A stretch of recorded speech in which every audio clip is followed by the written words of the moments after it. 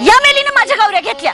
ए जाणे तोंडावरून बोल, सांगून ठेवते मी तुला, ह्यात गौऱ्या मी आम्ही थापल्या होत्या। हे तर अवघडच झालं जना, यातनं तुझ्या गौऱ्या तू कशा निवडणार? मी कशाला? तुम्ही सुद्धा काढू शकाल बाजूला माझ्या गौऱ्या। ते कसं काय? घ्या हातात घ्या, ज्या गौरीतनं इठ्ठल इठ्ठल आवाज येईल ना ती गौरी माझी। काय? हा खरंच असं होईल?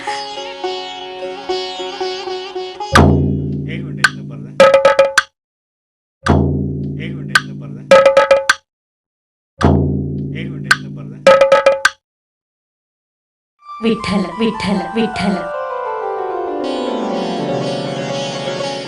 जना, तुझ्या हाताचा स्पर्श आमच्या मस्तकी लाव आणि आम्हाला पावन।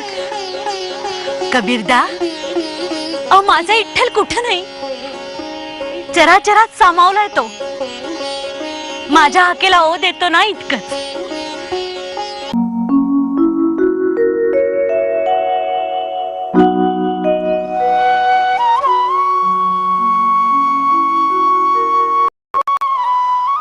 सावळा विठ्ठल, सावळा विठ्ठल हरी माझा काळा, अबीर बुक्याचा पांडुरंगा लळा, सावळ्या मंजिऱ्या तुळशीच्या गळा, सावळ्या मंजिऱ्या तुळशीच्या गळा, आवडे तुझला संत भक्तांचा मेळा।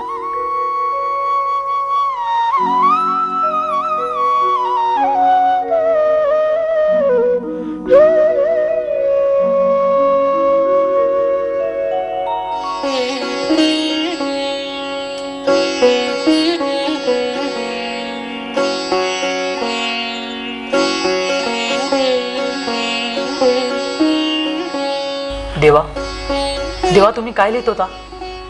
मी जनाचे अभंग लिहित होतो। विठ्ठला, आपण जनाचे अभंग लिहिता?